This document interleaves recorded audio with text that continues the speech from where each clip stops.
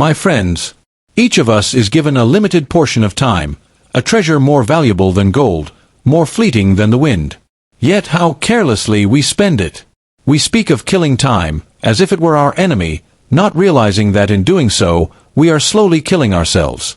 Time is the only true wealth we possess, the one resource that defines the boundaries of our existence.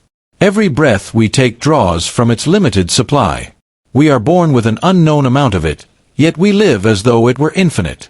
People chase after money, status, and possessions, believing these will bring meaning and comfort. But when illness strikes or the end approaches, it is never more riches that we crave, it is time. Time to love a little longer, to speak words left unsaid, to correct what was once neglected. All other things can be replaced or rebuilt, but the moments we lose are gone forever, dissolved into the past beyond our reach. We guard our gold with locks and alarms, yet we hand over our hours to distractions without resistance. A few minutes here, an idle hour there, until one day, we discover that years have vanished while we were busy doing nothing of real importance. The tragedy is not that life is short, but that we waste so much of it. People act as if they are immortal, promising themselves that they will begin living tomorrow, next week, next year. But tomorrow is a lie we tell ourselves to avoid the discomfort of acting today. Time does not pause for our hesitation. It moves forward, indifferent to our desires and excuses.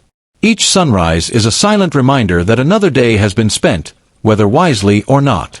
If we could see the measure of our remaining time, if a clock above our head ticked down the hours left to us, how differently we would live. We would speak with sincerity, love with urgency, and choose our pursuits with care. We would no longer trade hours of life for trivial pleasures or empty arguments. Those who understand the value of time treat every day as a chance to build something enduring within themselves. They do not rush, but neither do they drift. They move through life with purpose, aware that each passing moment is a decision. To waste time is to neglect the very foundation of our being. The person who wastes money may recover it through effort, but the one who wastes time destroys what can never be renewed. Consider how easily we surrender our attention. We drown in endless entertainment, gossip, and distractions, feeding on illusions while the clock silently consumes our years. We complain of having too little time, yet the truth is we squander most of it through carelessness. The wise do not seek to lengthen their days, but to deepen them. They know that a short life lived with awareness is richer than a long one spent in confusion. Time is not measured in minutes or years, but in the value we draw from it. It is a mirror of our choices, reflecting how much of ourselves we have truly lived. Every heartbeat is a reminder that life is passing, and that the greatest act of wisdom is to treat time not as an enemy to be killed, but as a sacred gift to be honored. The present moment is the only piece of time that truly belongs to us. The past has already slipped beyond our grasp, sealed in memory and no longer open to change. The future has not yet arrived and may never unfold as we expect. Yet most people live trapped between these two illusions, haunted by what has been and anxious about what might come, while the present, the only real and living moment, quietly fades away. We speak of waiting for the right time to live, to begin, to act, as though life itself were waiting for us. But life does not wait. It moves with or without our awareness. Every moment we spend regretting or worrying is a moment stolen from the only time we truly have, now. When we look backward too long, we become prisoners of our own memories. Regret chains us to what cannot be undone, and resentment blinds us to what can still be shaped. The past has its lessons, but once learned, it must be released. To keep reliving it is to let ghosts govern the living. In the same way, when our thoughts are consumed by the future, we surrender to fear and uncertainty. We plan endlessly, imagining every possible outcome, yet in doing so we forget to live.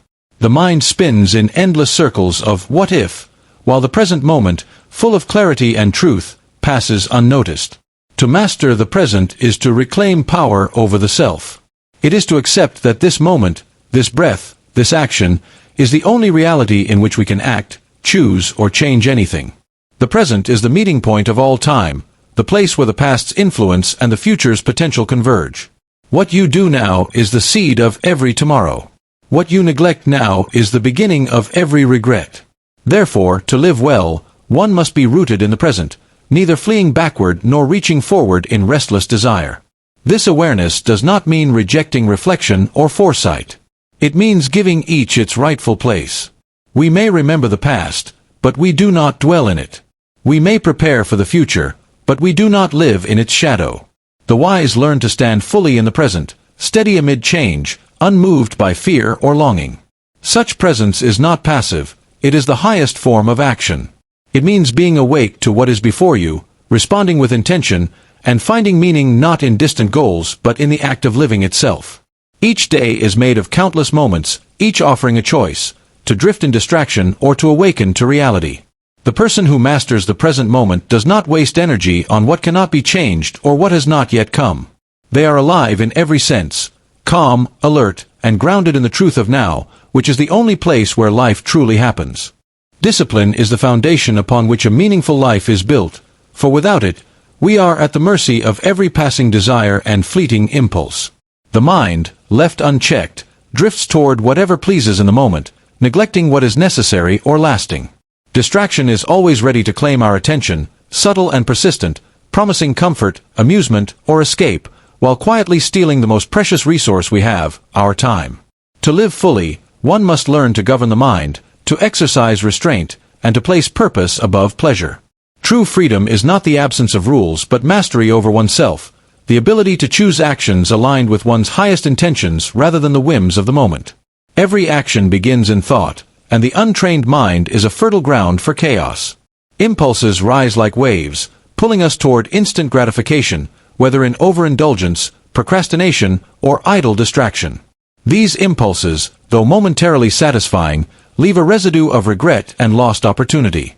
The person who surrenders to them repeatedly discovers, often too late, that days, months, and years vanish without the substance of achievement. Discipline, in contrast, channels these energies toward constructive action. It does not suppress desire but redirects it, shaping it into a force that serves rather than enslaves. The practice of self-control is simple in concept but difficult in execution. It requires awareness of the mind's tendencies, vigilance against temptation, and a steady commitment to what matters most. Each time one resists a trivial distraction to focus on meaningful work, one strengthens the capacity to govern oneself. Each time one chooses effort over ease, responsibility over indulgence, one reinforces the habit of mastery. This consistency, more than fleeting bursts of motivation, is what transforms a life from aimless to purposeful. Control over oneself extends naturally to control over time. The hours we allow to be consumed by thoughtless scrolling, gossip, or idle worry are hours that can never be regained. When the mind is disciplined, it sees clearly where energy should be applied and where it should be withdrawn. Priorities are not dictated by whim but by intention. The disciplined individual does not wait for motivation to appear. They create structure, impose boundaries, and make deliberate choices about where attention is given. Distraction is not eliminated entirely, but its power is diminished, and the individual becomes the master of their own focus. This mastery over the mind is not a punishment but a liberation. It frees one from the tyranny of fleeting impulses and allows each action to carry weight and meaning. Life becomes richer, not through accumulation of possessions or indulgences, but through the clarity and integrity of each decision made in alignment with one's values. Every moment spent in disciplined attention strengthens the mind, sharpens judgment, and builds the resilience to face future challenges. Control of self is the gateway to control of time, and through both, a life of purpose and fulfillment is forged. Life is fleeting, fragile, and unpredictable, yet so often we live as though it were endless. We postpone, we delay, we place our hopes in tomorrow, forgetting that tomorrow is not guaranteed. Every day that arrives is a gift, an opportunity handed to us that cannot be reclaimed once it passes. Yet how easily we allow it to slip through our fingers, lost to hesitation, distraction, or indecision. To live with purpose is to recognize the value of each day and to act as if it were our last, to seize the moments that truly matter rather than surrendering them to the empty promises of the future. Purpose gives direction to life. Without it, even the most active existence can feel hollow, for movement without intention achieves nothing of lasting value. Many wander through days, weeks, and years, caught in routines dictated by habit or expectation rather than choice. They fill their hours with busyness, mistaking motion for meaning, and fail to realize that purpose is what transforms ordinary action into something significant. To live intentionally is to identify what truly matters: relationships, growth, creation, and contribution, and to align every day with these priorities. Delay is the enemy of purpose. We often convince ourselves that there is plenty of time, that we can begin tomorrow, that opportunities will return. But life's uncertainty makes such assurances illusions. Time once lost cannot be recovered, and deferred intentions often become forgotten dreams. Every moment wasted is a fragment of life surrendered to insignificance. The person who waits for perfect conditions, for a more convenient moment, risks losing the chance to make a meaningful impact, to speak words that need saying, to act on what the heart knows is right. Living as if today were your final day does not mean recklessness or abandoning prudence. It means living fully, with awareness and presence. It means prioritizing authenticity over trivial concerns, courage over fear, and action over hesitation. It requires clarity to discern what is essential and the resolve to commit to it. Every decision, every task, every interaction is infused with significance when approached with this mindset. The ordinary becomes extraordinary, and even small acts gain depth when performed with conscious intent. The wisdom of this approach lies in its simplicity. Life is a succession of moments, and the only way to truly live is to inhabit each one with purpose. Delay diminishes our experience, leaving us with regrets of unfulfilled potential. Purpose elevates it, allowing each day to contribute to a life of meaning. To embrace each day fully is to honor the gift of existence, to recognize that time is not to be hoarded but spent wisely, and to act with the awareness that the present is the arena in which our life is truly played out. The person who lives with purpose treats each day as sacred, approaching work, relationships, and self-development with deliberate care. They are not distracted by trivialities, nor paralyzed by fear of the future.